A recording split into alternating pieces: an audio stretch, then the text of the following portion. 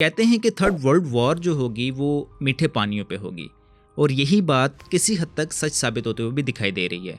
उसकी main reason ये है कि हमारी जो अर्थ है उसमें बहुत लिमिटेड सोर्स हैं यूजेबल वाटर के, और वहीं पे जो यूज़ है वो डे बाय डे इंक्रीज़ हो रहा है पॉपुलेशन के साथ। इसी तरह से इंडिया और पाकिस्तान भी same sources of usable water को शेयर करते हैं, यानी कि जो दरिया हैं, जो भी सोर्सेज होते हैं यूजेबल वाटर के, उन्हें इंडिया और पाकिस्तान शेयर करते हैं। पार्टीशन के बाद भी ज्योग्राफी ऐसी है कि पार्टीशन तो हो गया, दो मुल्क तो बन गए, लेकिन कम्प्लीटली एक दूसरे से अलग नहीं हो सके। अभी भी बहुत सारी चीज़ें हैं इंक्लूडिंग यूजेबल वाटर जिन्हें शेयर किया जाता है। सो ज्योग्राफी की वजह से कम्प्लीटली एक दूसरे से अलग हो जाना, एक दूसरे से जुदा हो जाना, ये बात तो मुमकिन नहीं है। और पीसफुल को एग्जिस्टेंस के लिए कोई ना कोई ज़ाब्ते बनाने होंगे, कोई ना कोई उसूल बनाने होंगे, और जब ये उसूल ज़ाब्ते मुल्कों के दरमियान बनते हैं तो ये बनते हैं ट्रीटीज़ की शक्ल में, माहिदों की शक्ल में। इसी तरह का एक माहिदा पाकिस्तान और इंडिया के दरमियान 1960 में साइन हुआ, जिसने पानियों के डिवीज़न को डील किया कि पानी को डिवाइड किस तरह से किया जाएगा। इस माहिदे को हम जानते हैं इंडस वाटर ट्रीटी के नाम से, या उर्दू में इसे सिंतास माहिदा कहा जाता है। इस ट्रीटी का नाम तो हर किसी ने सुना होगा, जो छोटी क्लासेस के बच्चे होते हैं उन्हें भी बुक्स में ये पढ़ाया जाता है, जनरल नॉलेज की या ज्योग्राफिकल स्टडीज़ की बुक्स में। लेकिन आम तौर पर यह समझा जाता है कि ये ट्रीटी सिर्फ रिवर इंडस को शायद डील करती है, या अगर थोड़े एडवांस लेवल पे आप जाते हैं तो ये समझा जाता है कि जितने भी बड़े दरिया हैं ये ट्रीटी सिर्फ उन्हें डील करती है। But believe me, Indus water treaty is more than that, और ये कंप्लीट इन्फॉर्मेशन नहीं है। ये ट्रीटी पूरे इंडस वाटर सिस्टम को और इसके पूरे वाटर नेटवर्क को डील करती है, जिसमें तमाम ऐसे सोर्सेज ऑफ वाटर आ जाते हैं जैसे कि नदी, नाले, खड्ड या झीलें, तमाम ही ऐसी चीज़ें, उनको आप कोई भी नाम दें, जो कि सोर्स ऑफ वाटर हैं। ये ट्रीटी उन सब को रेगुलेट करती है। सो ट्रीटी के सब्सटेंस की तरफ जाने से पहले आइए देख लेते हैं इसके बारे में कुछ ऐसे फैक्ट्स जो कि शायद आपको जनरल नॉलेज के लिए या फिर एग्जाम के लिए काम आ सकते हैं। This treaty was signed on 19 September 1960 between India and Pakistan at Karachi, और इसे 16 जनवरी 1962 को यूएन में रजिस्टर करवाया गया था। इसे रजिस्टर करवाया गया था इंडिया की तरफ से। पाकिस्तान की तरफ से इस ट्रीटी को साइन किया था फील्ड मार्शल मोहम्मद अयूब खान ने, और वहीं पर इंडिया की तरफ से then prime minister of India Jawaharlal Nehru ने। अब यहाँ पर काफ़ी सारे इंडियंस जो हैं वो जवाहरलाल नेहरू को बड़ा क्रिटिसाइज़ करते हैं कि शायद उन्हें ये ट्रीटी साइन नहीं करनी चाहिए थी और इससे इंडिया को नुकसान हुआ। अब किसको ट्रीटी से नुकसान हुआ, किसे फ़ायदा हुआ, किसने क्या हासिल किया, ये तो हम वीडियो में आगे देखेंगे। लेकिन ये बात याद रखिए कि जब भी कोई ट्रीटीज़ होती हैं या कोई मायदे होते हैं मुल्कों के दरमियान, तो ये एक लॉन्ग लेंथी डिप्लोमेटिक प्रोसेस के बाद ही साइन होते हैं। और जो प्राइम मिनिस्टर्स होते हैं या प्रेसिडेंट्स या हेड ऑफ स्टेट्स कोई भी, वो अगर उसे साइन करते हैं तो एक सिंबॉलिक साइन होता है, लेकिन उसको ड्राफ्ट किया जाता है, उसे एक लंबे प्रोसेस से गुजरने के बाद ही सारी चीज़ें तय करके उन्हें सिंबॉलिकली उसे साइन करने को कहा जाता है। सो यहाँ पर किसी एक शख्स का कोई बहुत ज़्यादा रोल होता नहीं है। सो ये बात बेमकसद है, बेमाने है कि किसी एक शख्स ने इसे साइन कर लिया और उसने किसी एक मुल्क को नुकसान पहुंचा दिया। फर्दर इस ट्रीटी के 12 आर्टिकल्स एंड 8 एनेक्स्चर्स हैं। सो अब इस ट्रीटी से फ़ायदा किसे हुआ, इंडिया को या फिर पाकिस्तान को? Let's check into the preamble of this treaty.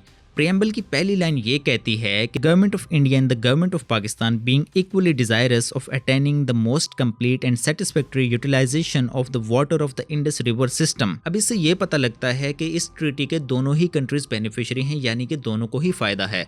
अब आसान जुबान में समझाता हूँ कि दोनों को फ़ायदा कैसे है। देखिए, इंडिया और पाकिस्तान जुड़े हुए हैं, ठीक है, और जो वाटर सोर्स हैं वो भी सेम हैं। अब ये जो वाटर सोर्सेज हैं, हम दरिया उनको मान के चलते हैं, दरिया हो गए, नदी नाले हो गए, ये कहीं जगह पे पाकिस्तान में बहते हैं, फिर इंडिया में चले जाते हैं, फिर पाकिस्तान में आते हैं, फिर इंडिया में चले जाते हैं, यानी कि काफ़ी ज़्यादा इनका एक कॉम्प्लेक्स स्ट्रक्चर बना हुआ है। अब अगर यहाँ पे कोई रेगुलेशंस नहीं होंगी, कोई डिवीज़न नहीं होगा, तो दोनों ही कंट्रीज़ को नुकसान होगा। अब वो नुकसान इस तरह से होगा कि क्योंकि दोनों ही जगह पे दोनों सोर्सेज मौजूद हैं, तो दोनों तरफ के लोग हर सोर्स से पानी लेना शुरू कर देंगे, जिससे ये होगा कि एक कंट्री को भी पानी पूरा नहीं होगा और दूसरी कंट्री को भी पानी पूरा नहीं होगा। एट द एंड दोनों कंट्रीज़ को नुकसान होगा। सो इस नुकसान से बचने के लिए और effective utilisation of water system के लिए, उसको अटेन करने के लिए ये ट्रीटी साइन की गई थी, ताकि बहुत सारे पानी को वेस्ट होने से बचाया जा सके। अब इस ट्रीटी में रीजन के जो भी मेजर रिवर्स हैं, जिनमें river Indus, Jhelum, Chenab, Ravi, Sutlej and Beas शामिल हैं, इन सबको ईस्टर्न एंड वेस्टर्न रिवर्स में डिवाइड कर दिया गया। अब ईस्टर्न रिवर्स कौन से हैं, वेस्टर्न कौन से हैं, ये वीडियो में आपको आगे पता लग जाएगा। ये सारे रिवर्स मिलकर इंडस रिवर सिस्टम बनाते हैं और इसे इंडस रिवर सिस्टम इसलिए कहा जाता है क्योंकि ये बहावलपुर पाकिस्तान में जो एक सिटी है उसके मुकाम पंजनद पे आके सारे मिल जाते हैं और सारे मिलकर आगे एक ही दरिया की सूरत में बहना शुरू कर देते हैं, जिसे हम रिवर इंडस कहते हैं। देखिए, इस ट्रीटी को मजीद आगे समझने के लिए हमारे पास बहुत ज़्यादा इंपॉर्टेंट हैं दो terms, one is river man and other is tributaries. देखिए, जितने भी ये दरिया हैं इनका main source of water glaciers हैं, यानी ये कि ग्लेशियर से पिघलते हैं। अब जो रिवर मैन होता है, जब ग्लेशियर से पानी पिघल के वो एक स्ट्रीम की सूरत में बहना शुरू कर देता है तो उसे कहलाया जाता है, या जो दरिया की एक मेन स्ट्रीम होती है वो कहलाता है रिवर मैन। अब इससे इसी तरह से इतना ही एक और इम्पॉर्टेंट नेटवर्क ऑफ वाटर्स होता है जो कि दरिया को बड़ा करता है, दरिया में मज़ीद वाटर को कंट्रीब्यूट करता है, जिन्हें हम कहते हैं ट्राइब्यूटरीज। अपने नाम से भी ये दोनों चीज़ें ज़ाहिर हैं। अब ट्राइब्यूटरीज जो होती हैं मुख्तलिफ इलाकों से पानी के डिफरेंट सोर्सेज होते हैं, जैसे नदी, नाले, जो भी मेन सोर्सेज, बड़े बड़े सोर्सेज होते हैं जो कि दरिया में कनेक्ट करते हैं और दरिया को पानी देते हैं, ये कहलाते हैं ट्राइब्यूटरीज। सो इसलिए ये ट्रीटी मेन स्ट्रीम के साथ साथ ट्राइब्यूटरीज को भी रेगुलेट करती है, उनके पानियों का भी बंटवारा किया गया है। द रीज़न इज़ कि अगर जो ट्राइब्यूटरीज हैं वो भी इंडिया और पाकिस्तान के चक्कर लगा रही हैं, यानी किसी जगह पे वो इंडिया में होंगी, किसी जगह में पाकिस्तान में होंगी, और वो भी एक मेजर सोर्स हैं दरिया के मेन स्ट्रीम वाटर का जो उसको ज़्यादा पानी कंट्रीब्यूट करती हैं, तो अगर उनके साथ छेड़छाड़ की जाए, यानी उनके वाटर फ्लो को कोई रुकावटें डाली जाएं या किसी भी तरह से मॉडिफाई अल्टरेट करने की कोशिश की जाए, तो इसका इफेक्ट मेन स्ट्रीम पे भी होगा। सो अब तक हमने ये देखा कि इस ट्रीटी का बैकग्राउंड क्या है, बेसिक ज्योग्राफी क्या है, वाटर नेटवर्क और इम्पॉर्टेंट टर्म्स क्या हैं। अब आइए देख लेते हैं कि इस ट्रीटी के हिसाब से किसको क्या मिला, यानी कि इंडिया को क्या मिला और पाकिस्तान को क्या मिला। शुरू करते हैं इंडिया से। इस ट्रीटी के हिसाब से इंडिया इंटाइटल होगा इन सारे रिवर्स का जिन्हें हम ईस्टर्न रिवर्स कहते हैं। इंडिया इनका पूरा पानी इस्तेमाल कर सकता है विदाउट एनी रिस्ट्रिक्शन। और जो रावी एंड सतलज हैं, जहाँ जहाँ पे पाकिस्तान को टच करते हैं, पाकिस्तान की टेरिटरीज को, पाकिस्तान उनके फ्लो में कोई भी रिस्ट्रिक्शन क्रिएट नहीं करेगा, कोई भी ब्लॉकेज क्रिएट नहीं करेगा और उनके पानी को फ्लो करने दिया जाएगा जब तक कि वो फाइनली पाकिस्तान में क्रॉस करके पाकिस्तान में ना बहना शुरू कर दें। इसके अलावा इनकी जो भी ट्राइब्यूटरीज हैं इन रिवर्स की, चाहे जैसे कि वो नदियाँ हों, नाले हों या कोई भी इस तरह की चीज़ जो कि चाहे ओकेजनल पानी देती हो, कंट्रीब्यूट करती हो इन रिवर्स के लिए, या फिर कंटिन्यूस वाटर सप्लाई करती हो, पाकिस्तान उसे भी अनरिस्ट्रिक्टेड फ्लो करने देगा, उस पर भी कोई रिस्ट्रिक्शन क्रिएट नहीं करेगा। हाँ, उसमें सिर्फ पाकिस्तान उसे डोमेस्टिक यूज़ के लिए और नॉन कंजम्पटिव यूज़ के लिए इस्तेमाल कर सकता है। अब डोमेस्टिक यूज़ का ये मतलब होता है जैसे पीने का पानी हो गया, सैनिटाइजेशन के लिए, या बेसिक जो नीड्स हैं, जो बेसिक इंडस्ट्री के लिए भी यूज़ किया जा सकता है, not industrial purpose but basic industry. और उसके अलावा जो बेसिक हाउस होल्ड नीड्स हैं, उन सब चीज़ों के लिए इस्तेमाल किया जा सकता है। अब नॉन कंजम्पटिव का ये मतलब होता है कि जिस चीज़ में पानी कंज्यूम ना होता हो, जैसे कि फ़िशिंग हो गई या फ्लोटिंग ऑफ टिम्बर हो गई, या फ्लड से बचने के लिए कोई ऐसे मेजर्स हो गए जो कि पानी के फ़्लो को अफेक्ट ना कर रहे हों, वो सारी चीज़ें पाकिस्तान कर सकता है। अब अगर बात करें कि इस ट्रीटी में पाकिस्तान को क्या मिला, तो पाकिस्तान को मिले ये वाले सारे रिवर्स जिन्हें इस ट्रीटी में वेस्टर्न रिवर्स कहा गया है। ये ट्रीटी पाकिस्तान को इंटाइटल करती है कि पाकिस्तान वेस्टर्न रिवर्स का जो भी पानी है उसे अनरिस्ट्रिक्टेड यूज़ कर सकता है और इंडिया को इजाज़त नहीं होगी कि वो इनके फ़्लो में किसी भी तरह की कोई रिस्ट्रिक्शन या ब्लॉकेज क्रिएट करे। हाँ, इंडिया इन्हें डोमेस्टिक यूज़ के लिए इस्तेमाल कर सकता है, नॉन कंजम्पटिव यूज़ के लिए इस्तेमाल कर सकता है और लिमिटेड एग्रीकल्चरल यूज़ के लिए इस्तेमाल कर सकता है। इसके अलावा जो हाइड्रो इलेक्ट्रिक पावर है उसे जनरेट कर सकता है, लेकिन उसमें कोई भी रिस्ट्रिक्शन नहीं क्रिएट कर सकता, यानी कि इन वाटर्स को रोक नहीं सकता। इसके अलावा पाकिस्तान इंटाइटल होगा उन सारे वाटर्स का जो कि ऐसे सोर्सेज से आए हों जो कि ईस्टर्न रिवर के सोर्सेज ना हों। याद रखिए, ईस्टर्न रिवर्स इंडिया के हैं। उनके अलावा किसी भी सोर्स से पाकिस्तान के पास कोई अगर पानी आया हो और पाकिस्तान ने वो डिलीवर किया हो रावी एंड सतलज में, और पाकिस्तान उस पानी को यूज़ कर सकता है, और इंडिया को ये इजाज़त नहीं होगी कि वो जो पाकिस्तान ने रावी एंड सतलज में पानी डिलीवर किया है और फिर इंडिया की टेरिटरी में रिवर घूम गया, उसे इंडिया यूज़ नहीं कर सकता, वो उसे पाकिस्तान ही यूज़ करेगा। इसके अलावा दरिया रावी या दरिया सतलज या फिर ईस्टर्न रिवर की जो ट्राइब्यूटरीज हैं, उनका पानी जब फाइनली पाकिस्तान में फ़्लो करना शुरू कर दे, यानी कि पाकिस्तान में आके बहना शुरू कर जाए, तब पाकिस्तान उस पानी को इस्तेमाल कर सकता है। लेकिन पाकिस्तान उस पानी के रिलीज़ को क्लेम नहीं कर सकता, यानी कि अगर इंडिया रिलीज़ नहीं करता तो पाकिस्तान रिलीज़ क्लेम नहीं कर सकता। अगर वो खुद पूरा यूज़ कर लें तो वो उनकी सवाबदीद है, लेकिन अगर कुछ बच जाता है, पाकिस्तान में फ़्लो करता है, तो पाकिस्तान उसे यूज़ कर सकता है। अच्छा, बंटवारा हो गया, हमें पता लग गया कि तुम्हारा क्या मेरा क्या, हमने बांट दिया, ट्रीटी साइन भी हो गई। लेकिन क्या ये मुमकिन है कि एक दिन में ट्रीटी के साइन होते साथ ही शिफ्ट कर लिया जाए?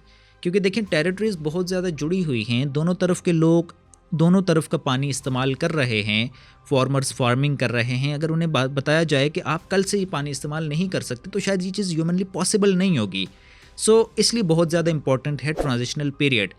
इस ट्रीटी में एक ट्रांजिशनल पीरियड भी रखा गया। ये ट्रांजिशनल पीरियड स्टार्ट होता है 1 अप्रैल 1960 से और ख़त्म होता है 31 मार्च 1970, यानी कि 10 साल का एक ट्रांजिशनल पीरियड रखा गया। और इस 10 सालों में पाकिस्तान भी ईस्टर्न रिवर का अनरिस्ट्रिक्टेड यूज़ कर सकता था। इस ट्रांजिशनल पीरियड में पाकिस्तान इंटाइटल था कि वो ईस्टर्न रिवर्स जो कि इंडिया के हिस्से में गए थे, उनका भी अनरिस्ट्रिक्टेड यूज़ करे, यानी कि इंडिया उनके फ़्लो को इस ट्रांजिशन पीरियड के दौरान फ़्लो में रुकावट नहीं डाल सकता। लेकिन जैसे ही ये ट्रांजिशनल पीरियड ख़त्म होगा, उसके बाद पाकिस्तान कोई भी रिलीज़ क्लेम नहीं कर सकता। इसी बीच पाकिस्तान ने इंफ्रास्ट्रक्चर बिल्ड करना था कि वो ईस्टर्न रिवर से वेस्टर्न रिवर्स में शिफ्ट कर जाएँ, और इस इंफ्रास्ट्रक्चर के लिए इंडिया ने भी कॉन्ट्रीब्यूट करना था एक अमाउंट जो कि था 62.06 मिलियन पाउंड्स। अच्छा, इस ट्रीटी में दोनों ही कंट्रीज़ पे कुछ मिसलिनियस ऑब्लिगेशंस भी थी, और ये ऑब्लिगेशंस कुछ इस तरह से थी कि जैसे अगर कोई एक मुल्क है वो फ्लड प्रोटेक्शन के लिए कोई भी मेजर्स ले रहा है, तो वो इस तरह से लेगा कि दूसरे को इसका नुकसान ना हो। जो भी ड्रेनेज सिस्टम है उन्हें क्लीन एंड मेंटेन रखा जाएगा। इसके अलावा कोई भी अगर एक्स्ट्रा ऑर्डिनरी वाटर रिलीज़ किया जाएगा अपने रेजरवायर से, अपने डैम से, तो जितना जल्दी हो सके दूसरे को ये चीज़ कम्युनिकेट की जाएगी ताकि नुकसान कम से कम हो सके और वो तैयार हो सके। लेकिन फिर भी अगर कोई नुकसान होता है तो उसका कोई ज़िम्मेदार नहीं होगा। अपने रेजरवायर्स को इस तरह से यूज़ किया जाएगा कि दूसरे को नॉर्मली नुकसान ना हो, या नुकसान जितना अवॉइड हो सकता है उतना अवॉइड हो। दूसरे के जो फ़्लो जा रहा है एक कंट्री से दूसरे कंट्री में, तो उसे पोल्यूट होने से बचाया जाएगा, उसे पोल्यूट नहीं किया जाएगा। इसके अलावा जो नॉन कंजम्पटिव यूज़ है, जो कि हमने पहले देखा दोनों ही कंट्रीज़ किसी न किसी हद तक इंटाइटल थे, उसे इस तरह से किया जाएगा कि दूसरा जो कंट्री है उसे नुकसान ना हो। और इसके अलावा अगर कोई भी इंडस वाटर सिस्टम पर इंजीनियरिंग वर्क अगर करना है तो दूसरे को कम्युनिकेट किया जाएगा। ये ऐसी ऑब्लिगेशंस थी जो कि दोनों ही कंट्रीज़ पे इक्वली एप्लीकेबल थी। अच्छा, इसके अलावा जितने सारे भी हाइड्रो पावर प्रोजेक्ट्स थे जो कि या तो ऑलरेडी ऑपरेशनल थे या अंडर कंस्ट्रक्शन थे, जो सारे आप अपनी स्क्रीन पे देख सकते हैं, इंडिया इंटाइटल था कि जो वेस्टर्न रिवर्स का पानी है वो उसे यूज़ कर सकता है इन प्रोजेक्ट्स के लिए, बट यस रोक नहीं सकता। इसके अलावा इस ट्रीटी के तहत एक परमानेंट इंडस कमीशन भी बनाया गया, और दोनों ही मुल्कों ने एक पोस्ट क्रिएट करनी थी कमिश्नर की, और किसी ऐसे शख्स को कमिश्नर अपॉइंट करना था अपने अपने मुल्क के लिए जो कि एक हाई रैंकिंग इंजीनियर हो और हाइड्रोलॉजी एंड वाटर यूज़ में उसने स्पेशलाइज किया हो। इन कमिश्नर्स का बेसिक फंक्शन ये है कि ये ट्रीटी को इम्प्लीमेंट करवा सकें, और जो दोनों मुल्क के दरमियान एक कोऑपरेशन या कोऑपरेटिव अरेंजमेंट्स कर सकें। उसके अलावा अगर कोई ब्रीच होता है तो उसे एग्जामिन कर सकें, या अगर कोई डिस्प्यूट आता है तो रिस्पेक्टिवली उसे नेगोशिएट कर सकें। अब तक हमने इंडस वाटर ट्रीटी के बैकग्राउंड को, उसके फीचर्स को या उसके सब्सटेंस को तो समझ लिया है, लेकिन रिसेंट डेवलपमेंट ये है कि आफ्टर पहलगाम अटैक इंडिया ने ये अनाउंस किया है कि इंडिया इंडस वाटर ट्रीटी को सस्पेंड कर रहा है। क्या इंडस वाटर ट्रीटी को सस्पेंड या टर्मिनेट किया जा सकता है? The answer is yes, but unilaterally नहीं किया जा सकता, दोनों ही कंट्रीज़ मिलके कर सकते हैं। According to article 12.3 and 12.4 of this treaty, इस ट्रीटी को मॉडिफाई या टर्मिनेट सिर्फ और सिर्फ एक ड्यूली रेक्टिफाइड ट्रीटी के तहत ही किया जा सकता है। यानी इसे आल्टर करने के लिए, इसे कैंसिल करने के लिए, इसे सस्पेंड करने के लिए इसी तरह की एक और ट्रीटी जो कि ड्यूली रेक्टिफाइड हो बाय बोथ कंट्रीज़, तभी ये मॉडिफाई हो सकती है या सस्पेंड हो सकती है या टर्मिनेट हो सकती है। उसके अलावा कोई भी इफेक्ट इसका नहीं होगा। द आंसर इज़ कि इंडिया इसे यूनिलैटरली कैंसिल या टर्मिनेट नहीं कर सकता। इसके लिए पाकिस्तान का कंसेंट भी उतना ही ज़्यादा ज़रूरी है, और पाकिस्तान के कंसेंट के बगैर ये treaty cancel, suspend, terminate, alternate कुछ भी नहीं हो सकती। और अगर इंडिया डटा रहता है या इंडिया इस चीज़ को करता है, सस्पेंड करता है, टर्मिनेट करता है, तो ये एक ब्रीच कंसिडर होगा। आई होप कि इंडस वाटर ट्रीटी को आप कंप्लीटली समझ चुके होंगे, आप इसके बारे में काफ़ी कुछ चीज़ें नई जान चुके होंगे। अगर ये वीडियो आपको पसंद आई है तो इसे लाइक करें, दोस्तों के साथ भी शेयर करें। मिलते हैं अगली वीडियो में, तब तक के लिए अल्लाह हाफिज़।